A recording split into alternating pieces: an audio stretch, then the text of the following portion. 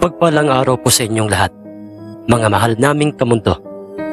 Pakinggan po natin ngayon ang huling bahagi ng ating kwento nga ating pinamagatang Ang Panabong ni Kulas, ang itim na panabong. Dito lamang sa ating mumunting channel na ito, mundo ng misteryo at kababalaghan. Aburitong hinabol ng tingin ni Mang Socorro ang nooy papalabas na ng sabungan ng sityo na si Mang Seryo, kung saan ay makikitang nakangiti ito't hinihimas ang mga balahibo ng nooy, puting panabong na nasa kanyang mga kamay, at ang bihag na alimbuyugin ay nasa kabay na ni Tay Pedring, at kanya na nga itong masayang inaalisan ng mga balahibo sa labas ng sabungan sa ilalim ng matandang punong santol. Samantalang si Tio Kulas ay naiwan sa loob ng sabungan upang magtaring muli sa aming itim na panabong. Huwag kang mag-alala, pamangkin. Boy, natalo man ang kanilang ugis ang malaaswang na alimbuyugin ng iyong ama. Dahil sinisiguro ko sa iyo na dito sa aking sinyaladong kasiling itim na ito, itim ang kanyang mga balahibo, ngunit may kulay puti ang kanyang mga paa, ay tinitiyak ko sa inyong matatalo ang itim na panabong ng matandang si Perio. Ang nooy mayroong paniniguradong sabi ni Mang Victorio. Samantalang si Lolo Perio at si Mang Seryo, binabati kita, Sir Seryo, sa pagkapanalo ng iyong ugis na yan sa panabong ni Socorro. Ang pambating pagkakasabi ni Lolo Perio kay Mang Seryo, maraming salamat po, Tatang Perio. Kung hindi po dahil sa inyo at kay Kulas na isang mahusay na magtatari, ay paniguradong itong ugis ko ang bihag ngayon ng pamilya Mondragon. Kung ibang magtatari ang nagkarga ng tari sa ugis na ito, ay malayong manalo tayo. Ang may pasasalamat at papuring pagkakasabi ni Mang Seryo kay Lolo Perio, maiwan muna kita, Sir Seryo, at mga anak Pedring, tumito na muna kayo. Susunod na akong papasok ng sabungan dahil naglalakad na patungong sabungan ang magtiyuhing Victorio at Boytari. Sige po, Tatang Perio. Sige po, Itay. Pedring, bakit po, Sir Seryo? Sarapan mo mamaya ang luto dyan sa hawak mong alimbuyoging bihag. Mamaya pagkarating sa inyo ay magdiriwang tayo. Akong bahala sa inumin o sa alak. Sige po, Sir Seryo. Aadobuhin ko muna ito sa toyo. Pagkakatihin sa kakupo, lalagyan ng purong gata ng nyog. Ganoon ba, Pedring? Ayos yan. Huwag mo ring kalilimutang lagyan ng siling labuyo para lalong sumarap at bumango ang lutong karne. Ang pag-uusap ni Mang Seryo at Itay Pedring, banaag ng kasiyahan ang kanilang mga itsura. Ngunit kung kaano sila kasaya ng mga pagkakataong yon, ay suktol naman sa langit ang galit at inggit ng pamilya Mondragon sa pagkatalo ng kanilang inaasahang mandirigmang at sinyaladong malaaswang na alimbuyoging panabong. Marahang naglakad si Lolo Perio papasok ng sabungan.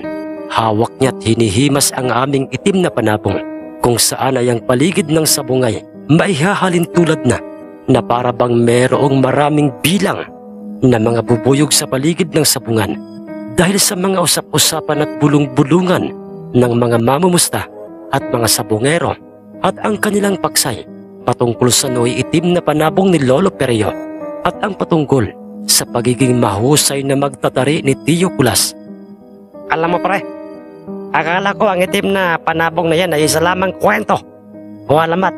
Hindi ko sukat akalain totoo pala yan. At ang ganyang panabong at may ganyang panabong pala si Tatang Perio. Oo nga, pre, alam mo, sa tagal ko nang mamumusta, pero ngayon lang ako nakakita ng ganyang uri o klaseng panabong purong itim na para bang pinaliguan ng itim na pintura. At saka, pare, yang si Kulas, nanak ni Tatang Perio, malakas ang hinala kong malayo ang kanyang mararating bilang magtatari. Manang-mana siya kay Tatang Periong. Ang nooy maririnig na pag-uusap ng dalawang magkumparing mamumusta. Pagkapasok ni Lolo sa loob ng sabungay, sinalubong kagad siya ni Tio Kulas Itay, kayo po ba ang magbibitaw dyan po sa itim na panabong natin? Ang tanong ni Tio Kulas kay Lolo Perio. Hindi anak. Dahil ikaw, ano po? Ikaw na ang magkakarga ng tari sa kanya. At ikaw na rin ang magbibitaw sa kanya mamaya sa gitnang bahagi ng sabungan. Sige po Itay, kayo po ang masusunod. Sinalubong rin ng Noy magkasalubong ang dalawang mga kilay na si Mang Socorro ang kanyang kapatid na si Mang Victorio at ang kanyang anak na magtatari na si Boy Tari. Tol, Victorio, tiniyak mo bang nasa kondisyon niyang iyong sinyaladong kasalihin? Ang tanong ni Mang Socorro. Oo naman, Manoy. Bukod sa ito'y nasa kondisyon, ay patuloy pa sa pag-init ang itim na batong mutya na nasa aking malalim na bulsa ng suot kong pantalon. Kaya't huwag kang masyadong mabahala. Manoy, dahil ngayon pa lang, hindi pa nagsisimula ang laban ng itim na panabong na yan.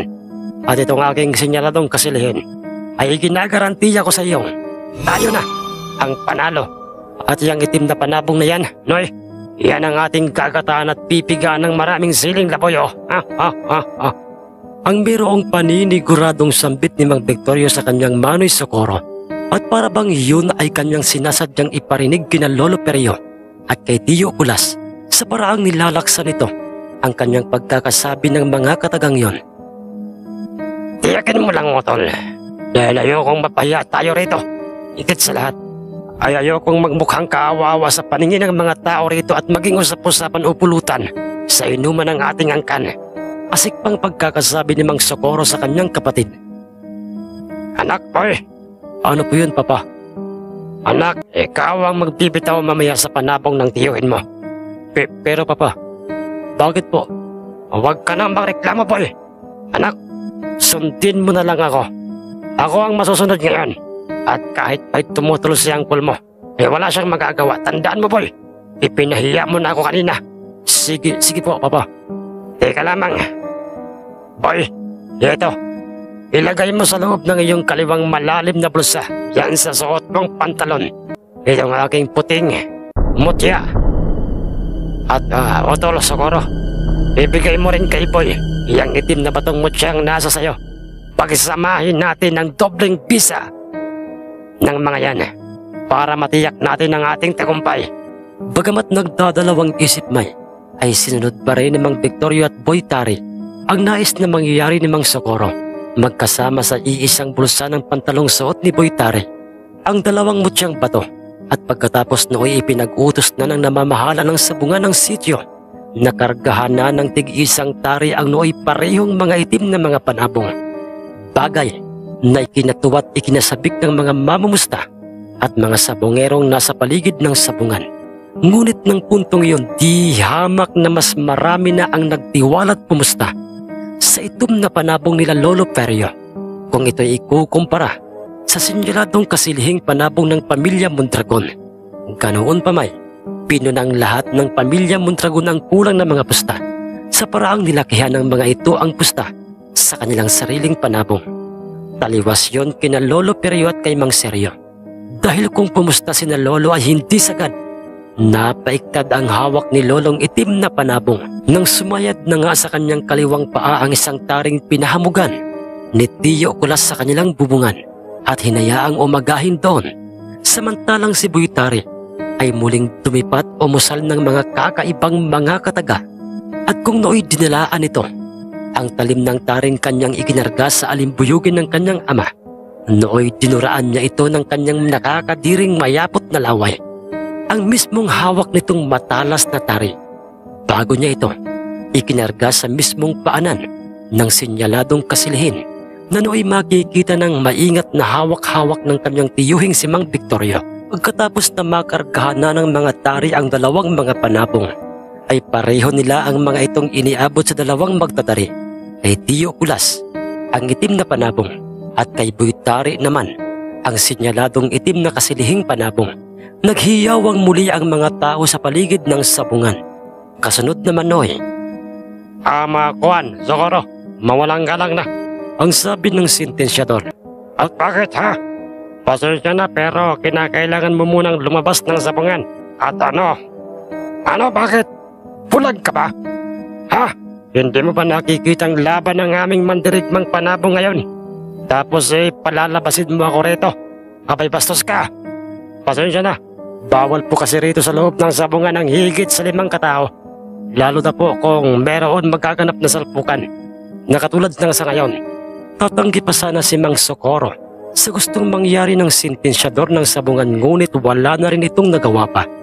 Nang makita niyang pumasok na sa loob ng sabungan ang hepe ng mga tanod ng nasabing sityo, at may kasama itong 3 mga nakaunipormadong mga armadong mga tanod. May hawak na mga batuta ang mga ito, at hindi lamang yon, ang bawat isa sa mga ito ay mayroong taklis ring mga itak. Mr. Socorro, Mondragon, pasensya na po, pero hindi uobra rito sa aming sityo ang pagiging hari niyo sa inyong probinsya. Ang direkta at seryosong pagkakasabi ng hepe ng mga tanod kung saan ay makikita sa kanyang tagiliran ang kanyang lisensyado o isang maiksing baril. Ano? Oh, Mr. Mondragon, sa ayaw mo man at sa gusto ay pipilitin ka naming hilahin o kalad ka rin patungong labas ng sabungang ito at dalhin sa masukal na kagubatan upang itali sa isang puno at do'y pagpiestahan ng mga mababangis na mga hayop ang iyong preskang lamang loob at karne. Hinayo pa ka! Hinayo pa kayo! Mga gago kayo! Baka hindi nyo lubusang nakikilala ang aming angkan, mga ugok. Parang mga tukmo lamang kayo. Parang mga tukmo lamang kayo sa aking paningin, mga basura. Ang may angas at pagkastig pang pagkakasabi ni Mang Socorro. Mondragon, sa hipi ng mga tanod at sa kanyang mga kasamahang mga tanod. Dahilan upang maasar na nga itong hepe ng mga tanod, marahan itong binunot ang kanyang maiksing baril at kanya itong ikinasa sa mismong harapan ni Mang Socorro. Kaunting respeto naman sa akin at sa aking mga tanod, Mondragon. Alalahanin nyo, nasa gubat kayo at wala kayo sa bayan. Baka gusto nyong dito na kayo ilibing at hindi na kayo makabalik pa sa inyong mga mahal sa buhay. Ginagawa lamang namin ang aming obligasyon, ang panatilihin ang kaayusan sa loob ng sabungan. Naalarma ang pamilya Mondragon. Natakot ang mga ito na baka tutuhanin ng hepe ang kanyang mga sinasabi, kung kaya't nagsalita na nga itong si Mang Victorio at sinabi nito sa kanyang Manoy ang mga katagang, Manoy Socorro, sundin mo na sila. Delikado baka tutuhanin ng ulupong na hepe na yan ng mga tanod. Ang sinasabi nila, hayaan muna natin sila sa ngayon, Manoy. May araw din ang mga tukmol na yan. Sige. At ikaw, hepe, tandaan mo ito. Bilang na ang mga maliligayang mga araw mo sa mundong ito. Sa mundong ibabaw na ito. Pagkatapos ng bakbakan ng 2 mga panabong at kami ay makabalik sa aming probinsya, ay papahukay ko na ang inyong mga libingan at ipagagawa ko na kayo ng tig-iisang mamahaling mga tao. Tandaan nyo yan. Nginisihan lamang siya ng hepe ng mga tanod sa kapirsahang hinila palabas ng sabungan. Bitawan nyo ako, mga animal kayo. Huwag nyo akong kaladkarin. Dinala siya ng mga tanod sa kinaroroonan ng kanyang iba pang mga anak at mga pamangkin. Mga anak niya at mga pamangkin ng mga sabongero na nasa labas ng sabungan. Itinulak pa siya ng mga ito dahilan upang siya'y kamuntik-muntikan pang mapasubsob sa lupa ang kanyang mukha. Diyan ka na, Mr. Mondragon, sa iyong mga anak at sa mga pamangkin mo. Huwag kang aalis riyan kung gusto niyo pang makabalik ng ligtas sa inyong probinsya. Mga hinayo pa kayo, mga animal kayo, mga buweset. Kakaibang lugar itong ating napuntahan. Ang mga tao rito ay mga bastos sa kanilang mga bisita. Hindi marurunong mag-estima ng maayos sa atin bilang mga bisita. Ang may reklamong pagkakasabi ni Mang Socorro, wala sa amin ang pagkukulang o pagkakamali, Mr. Socorro Mondragon. At sino ka namang hinayo pa ka? Ako ang kapitan ng baryo at ng sityong ito. Ginagawa naming lahat ang aming magagawa. Nire-respeto namin kayo. Nang sinabi niyong dadayo kayo rito ng sabong, pero iba ang mga pag-uugali nyo. Nag-aasal mga hari kayo na parang nasa inyong probinsya lamang kayo. Kung kayo yung mga hari sa inyong probinsyang pinagmulan, pues dito sa parting Visayas, walang hari-hari dito. Kung tao kayo, tao rin kami sa inyo. Pero kung hayop kayo, magiging demonyo kami. Sa inyong paningin, Nakatulalang hinabol ng tingin ni Mang Socorro si Kapitan Benigno. Dahil matapos niyang sabihin yun kay Mang Socorro, ay iniwanan na niya kaagad ang mga ito. Ngayon ko lamang po, Angkol, napatunayang totoo pala ang mga usap-usapan patungkol sa mga tao rito sa Visayas. At ano yun? At ano ang ibig mong sabihin, Daniel? Na matatapang ang mga Bisaya? Ganoon ba? Pweset. At nang maareglo na ang problema o konsumisyon kay Mang Socorro, ay doon na nga ipinag-utos ng sentensyador kina Tio Kulas at Boy Tare na kanilang dalhin at pagharapin sa gitnang bahagi ang dalawang mga panabong. Bagay na mabilis namang sinunod ng dalawang magtatari. Kinareho nila ang dalawang mga panabong at pareho ang mga itong gumanti ng mga pagtuka sa isa't isa. Dahilan upang, sige na, tumatakbo na ang oras, maaari na ninyong tanggalin ang mga kaluban ng mga tari at bitawan na. Bitawan na ninyo sa lupang sahig ng sabungan itong inyong mga hawak na mga panabong. Ang sabi ng sentensyador sa kanilang dalawa, at nang matanggalan na nga ng mga kaluban ang mga ito'y, ay doy. O ikaw, ang tawag ni Boy Tare kay Tio Kulas. Sino? Ako ba? Abay gago ka. O ikaw nga. Kung inaakala mong matatalo mo akong muli. Ngayon sa larangan ng pagkakarga ng tari, pwes nananaginip ka lamang. Isa akong kilabot at bantog na isang magtatari. At hindi mo na ako matatalo ngayon. Isa ka lamang tukmol, isang walang pangalang magtatari, at hindi ikaw ang makakatalo sa akin. Natsambahan lamang ng inyong panabong kanina ang aming alimbuyugin. At iyan ang sasak mo sa iyong isip, ha? Ang masasakit na mga katagang binitawan ni Boy Tare kay Tio Kulas. Pasigaw yun, kung kaya't yun ay rinig na rinig ng lahat ng mga nasa paligid ng sabungan. Ang totoo ay masyadong naasar doon si Tio Kulas. Normal naman yun. Dahil sa hindi robot itong si Tio Kulas, isa lamang siyang taong merong damdamin. Ngunit gustuhin man niyang gumanti ng sagot kay Boy Tare. Ngunit biglang naalala niya ang mga pangaral ni Lolo Perio. Hindi lamang sa kanya na bunsong anak ni Lolo Perio, kundi maging kina Itay Pidring at sa amin na kanyang mga apo, ang mga katagang, mga anak at sa inyo mga apo, anumang mga salitang maririnig natin sa ating kapwa-tao na ikasasakit ng ating damdamin ay mas mainam na tayo'y tumahimik na lamang. Di baling maapi tayo, wag lang tayo ang mang-aapi ng ating kapwa. Pero kung tayo'y sasaktan na ng personal, ay bang usapan na yun? Lalaban tayo, amatay man tayo, o kung tayo man ang makapatay. Ang mga salitang galing noon kay Lolo Perio, kung kaya't napauwi ka itong si Tio Kulas sa kanyang sariling. Maraming salamat po sa inyo, Itay Perio. Nanatiling mahinahon o kalmado si Tio Kulas sa harapan ng nooy hambog na si Boy Tare. Masyado talaga akong humahanga sa pamilya Monsenyor. Ang pamilyang pinangunguluhan ni Tatang Perio. Sa lahat ng pamilyang nakakasalamuha ko at nakilala ko, ang pamilya Monsenyor lang ang masasabi kong matuwid, magagalang at disiplinado ang kanilang pamilya. Malayong malayo sa pamilya Mondragon ang kanilang mga pag-uugali. Swerte ako sa inyong pamilya, Tatang Perio. Salamat, at magmula sa probinsya ng Sorsogon ay dito nyo naisipang manirahan sa aming baryo. Ang noy sabi ni Mang Seryo sa kanyang sarili habang siya'y makikitang nakatanaw sa dalawang magtataring may hawak na tig-isang panabong. At nang maibaba na nga sa lupang sahig ng sabungan ang dalawang mga panabong ay do'y nakapagtatakang. Bigla na lamang nagsipagdilaukan at naglilikot sa kamay ng mga sabongero ang kani-kanilang mga hawak na mga panabong. Bigla-bigla ring sumulpot ang malakas na pagbayo ng hangin sa paligid, dahilan upang magliparan palayo at maglaglagan ang mga dahon sa bawat mga punong nakapaikot sa paligid ng sabungan. Ngunit nang maglaoy paunti-unti ring nawawala ang ihip ng hangin.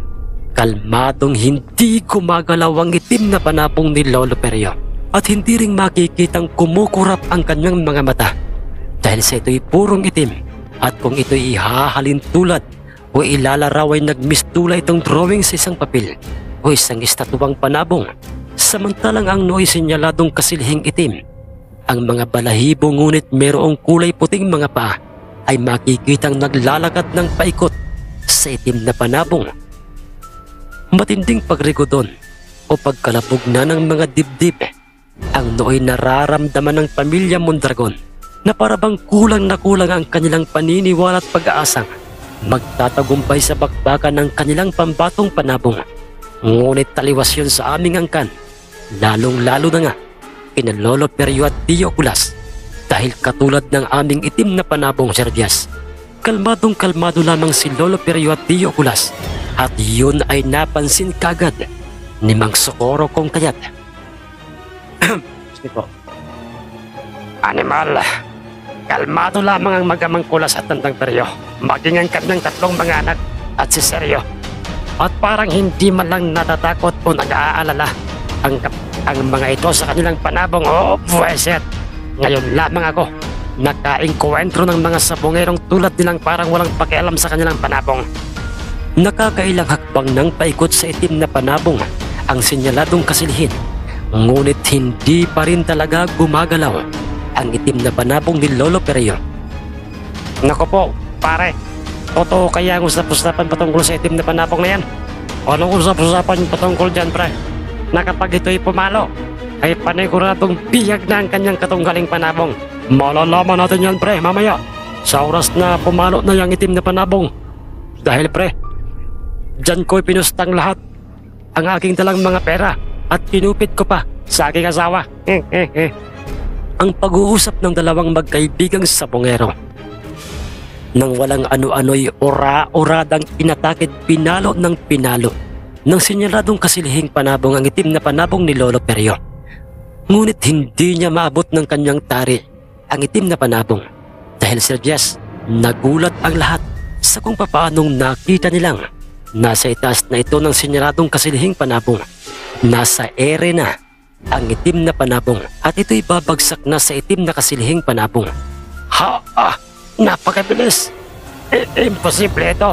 Ang pare-parehong manghang pagkakasabi ng tatlong si Boy Tari at ng magkapatid na Socorro at Victorio. Pupustura pa sanang papasugod sa itim na panabong ang kasilihing panabong.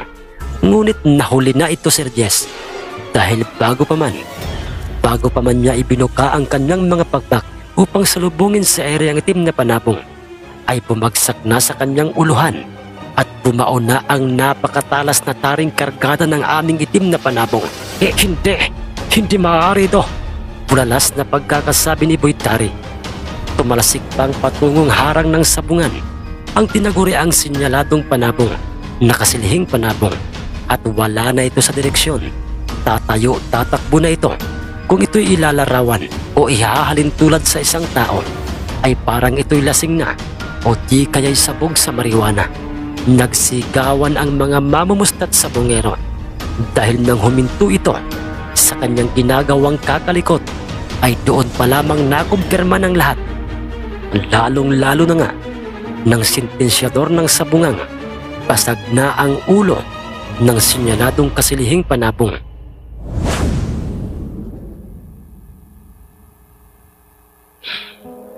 At ito'y wala ng buhay. Tudas na ito, Sir Diaz, sa iisang pagpalo o pag-atake lamang ng aming itim na panabong. Hindi maaari ito. Natalo tayo sa ikalawang pagkakataon na ubos ng ating dalawang dalang itim na mga panabong. Pero, papaano ito nangyari, Boy? Papaano sumagot ka? Dismayado naman at bagsak ang mga balikat ng iba pang mga Mondragon na nooy nasa labas ng sabungan. Partikular na nga itong si Mang Socorro Mondragon. Idineklara kaagad ng sentensyador ng sabungang panalo ang aming itim na panabong na nooy makikita ng maingat na hawak ni Lolo Perio at hinihimas na ni Lolo ang kanyang kumikintab na itim na mga balahibo. Ilang mga sabongero tulad nyo ay hindi masama ang magtiwala sa kakayahan ng ating mga inaalagaang mga panabong. Wala sa kanila ang problema, kundi nasa sa inyo. Ang sabi ni Lolo Perio sa magtiyuhing Boy Tari at Mang Socorro. Bakit mo nasabi ang mga yan, ha, Tandang Perio? Ang tanong naman ng nooy nakapasok na sa loob ng sabungang na si Mang Socorro. Dahil sumobra ang tiwala nyo at paggamit sa inyong mga mutyang bato. Alinsabay, nooy, ay sumama ang ugali at pakikitungo nyo sa inyong kapwa. Katulad ng iyong amang si Melchor, magmula nang nakawin niya, umapa sa kanya ang aking mga mutya o mga bertod, ay napansin kong paunti-unti ring nagbabago at sumama ang kanyang ugali. Naisipan niyang patayin kami sa paraang sinunog nyo ang aming kubo. Pero totoong hindi kailanman natutulog ang dakilang manlalalang. Nakaligtas kaming lahat sa sunog ng gabing yon. At ng mismong gabing ring yon, ay nagpasya na kaming iwan ang lugar na yon at nagpasyang pumarito sa Visayas. Ang totoo ay walang patutunguhang maganda ang isang bertod sa isang taong may hawak nito kung ito'y galing lamang sa nakaw. Ang nooy makatotohanang sabi ni Lolo Perio sa kanilang lahat. Ngunit masyado ka pang maraming sinasabing kabaliwan, Tantang. Perio, ito sa lupa. Damputin mo ang dalawang mutyang wala naman palang kwenta. Pagkainis ang nooy nararamdaman ng magkakapatid na sila Itay Pedring dahil sa pambabastos kay Lolo ni Mang Socorro. Ngunit pilit silang nagpapakumbaba.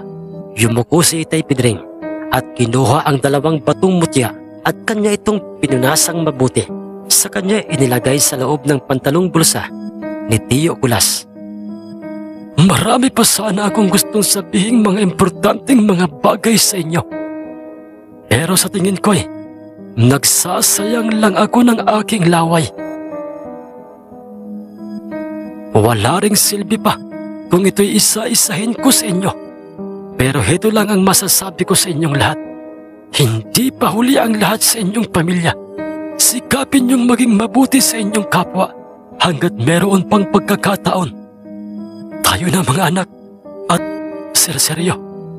Tumalikod na sina Lolo sa harapan ng pamilya Mondragon at nang makuha nila ang mga perang napanalunan ng kanilang itim na panabong maging ng bihag na kasilhin, ay nagpasya na nga silang iwan na ang sabungan ng sityo sa daan ng bundok. Habang sila'y naglalakad pabalik sa aming baryo, ay biglang naitanong ni Itay Pedring kay Lolo ang tungkol sa pamilya Mondragon. Itay, ano po kaya ang magiging buhay ng pamilya Mondragon ngayon pong wala na sa kanila yung dalawang mutyang galing sa inyo pong mga kaibigang duwende? Sumagot naman si Lolo at sinabing, masama ang magiging balik noon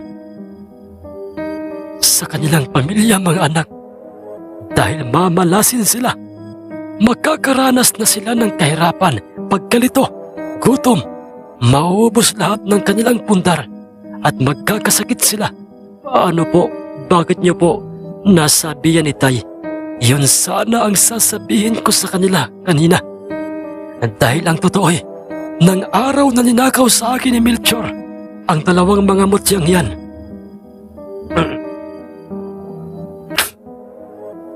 excuse me po, ay nagpakita sa akin ng isa sa aking mga kaibigan, ang aking kaibigang itim na duwende.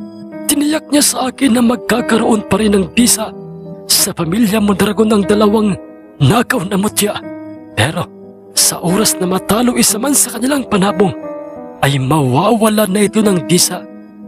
At kanyang tiniyak sa akin na yun ang kanilang mararanasan o magiging kapalit ng ginawa nilang kasalanan. Okay lang naman sana kung ninakaw nila sa akin ang mga mutyang yan. Pero nagbago sila sa kanilang kapwa.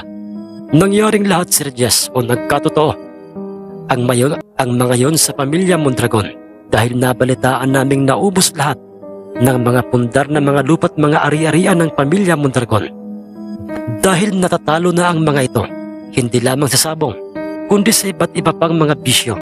At yun na rin ang naging dahilan ng kanilang pagtatalo-talo.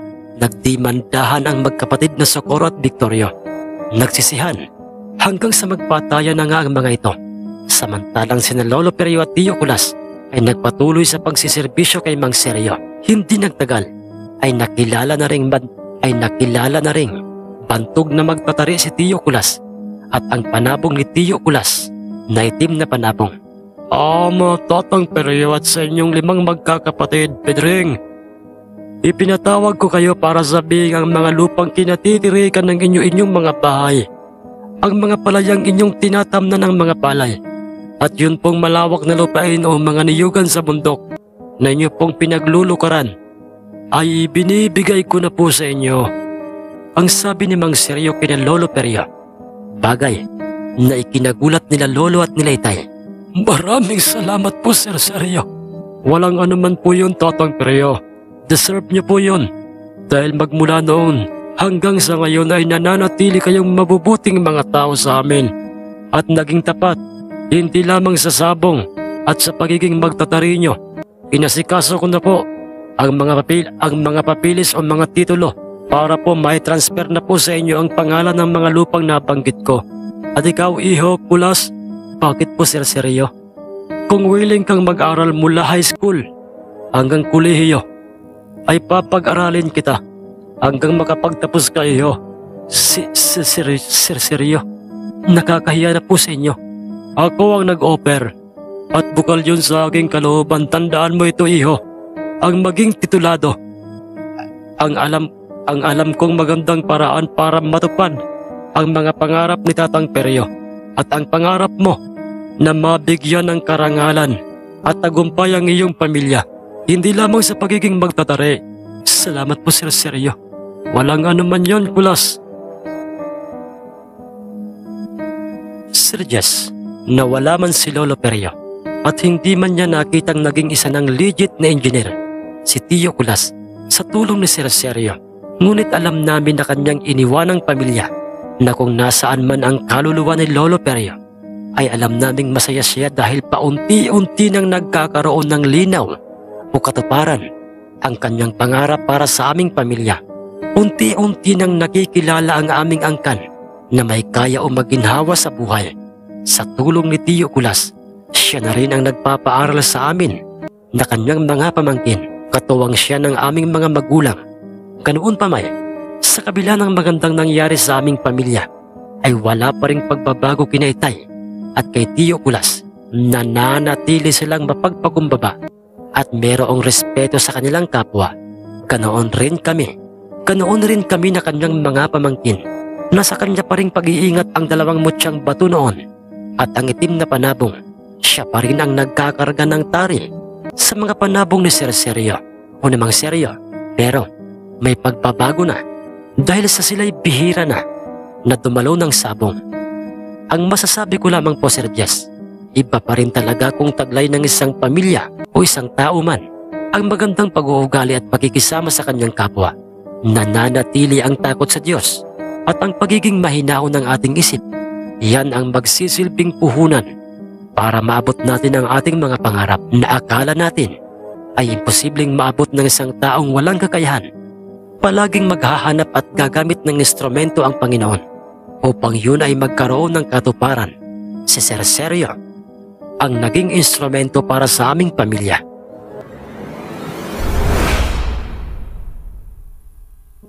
At yan po nagtatapos ang ating magandang kwentong ito, mga mahal naming kamundo. Salamat po sa mga nagsubaybay mula part 1 hanggang sa part 3. Nais ko lamang pong i-shoutout si Boss Baldayot, Boss Malvin Esguera, Boss Bro Rex TV, kay Nanay Erlenda Uligo, kay Boss Sammy Baklas, kay Boss Alberto Gonzales, kay Ma'am Imelda Pascua, kay Boss Anselma Israel. Salamat po sa inyo. Muli po, sa mga bagong subscribers po dito sa Mundo ng Misteryo at sa ating side channel po, Nakababalaghan PH, maraming salamat po sa inyo. At welcome po sa mga dati nang nakasubscribe sa ating mga channel. Maraming salamat po sa inyong suporta. Sa mga hindi nag-i-skip ng mga ads at palaging nag-share ng ating mga kwento. Maraming salamat po sa inyo. Hanggang sa muli po nating kwentuhan, mga kamundo. Magandang araw po o gabi sa inyong lahat.